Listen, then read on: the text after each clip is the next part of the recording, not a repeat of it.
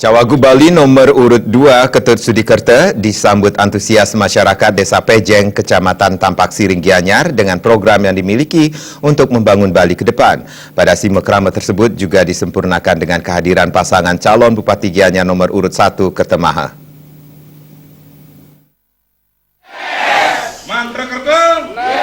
Kedatangan Cawagup Bali nomor urut 2 Ketut Sudikerta bersama paslon Bupati Gianyar Kertemaha untuk menyerap aspirasi masyarakat serta memperkenalkan diri sebagai calon gubernur dan bupati yang memiliki visi misi searah untuk membangun daerah. Calon Wakil Gubernur Ketut Sudikerta mengatakan kedatangannya ini agar masyarakat mengetahui kelanjutan pembangunan Bali ke depan dengan menyampaikan visi dan misi Mantra Kerta yakni Nawa Chandra.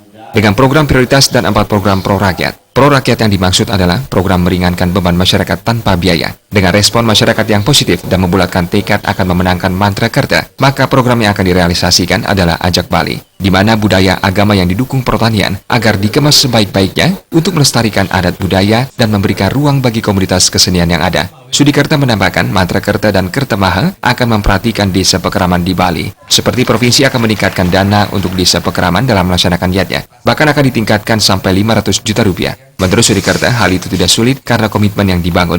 Selain itu, pihaknya juga memperhatikan keamanan karena pariwisata sangat tergantung terhadap keamanan yang terjaga dengan baik dengan peran keamanan nasional dan keamanan adat. Di Provinsi Nawa Chandra dengan 9 program prioritas unggulan dan 4 program yang pro rakyat. Yang dimaksud dengan pro rakyat itu adalah program yang meringankan beban masyarakat kita tanpa harus keluar biaya. Budaya dan daerah pertanian. Daerah budaya apa yang harus kita kemas di sini? Tidak lain adalah untuk menyiapkan pelestarian budaya kita, yaitu pembangunan infrastruktur art centernya.